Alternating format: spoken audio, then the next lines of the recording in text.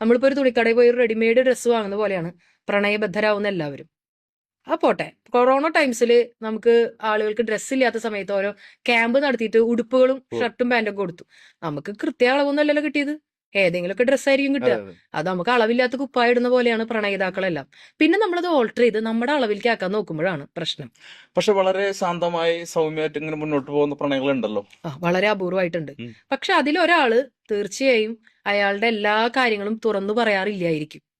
കാരണം അതായത് ഒരു 2 പേര് വളരെ സന്തോഷമായിട്ട് മുന്നോട്ട് പോവാണെന്ന് വിചാരിക്കും, അല്ലെങ്കിൽ 2 പേര് തമ്മിൽ തീരെ വഴക്കില്ലാണ്ട് ഇപ്പൊ ഒരു വർഷമായിട്ട് പ്രണയിതാക്കൾക്കിടയിൽ ഒരു വഴക്കുമില്ല എന്ന് പറഞ്ഞു കഴിഞ്ഞാൽ മനസ്സിലാക്കണം, ഒന്നില്ലെങ്കിൽ ആ പ്രണയത്തിലുള്ള ഒരാൾ പൊട്ടനായിരിക്കണം, അതല്ലെങ്കിൽ ഒരാൾ ഒന്നും തുറന്നു പറയുന്നുണ്ടാവില്ല. അതായത് എല്ലാം സഹിക്കുന്നുണ്ടാവും. അതല്ലെങ്കിൽ തീർച്ചയായും അടിപൊട്ടില്ല. കാരണം 2 വീടുകളിൽ നിന്ന് വരുന്ന 2 വ്യത്യസ്ത ചിന്താഗതികളുള്ള വ്യക്തികൾ ഒന്നിച്ചു ചേരുമ്പോൾ തീർച്ചയായും അടി പൊട്ടേണ്ടതാണ്. കാരണം അഭിപ്രായ സ്വാതന്ത്ര്യമുള്ള ആരുടെ ഇടയിലും പ്രശ്നങ്ങൾ ഉണ്ടാവണം. പ്രശ്നം ഉണ്ടായാലാണ് അവിടെ യഥാർത്ഥ സ്നേഹമുള്ളൂ. കാരണം ആ പ്രശ്നം കഴിഞ്ഞിട്ടും നമുക്ക് തിരിച്ചു വന്ന് പൂർവാധിക ശക്തിയോടെ സ്നേഹിക്കാനാവണം.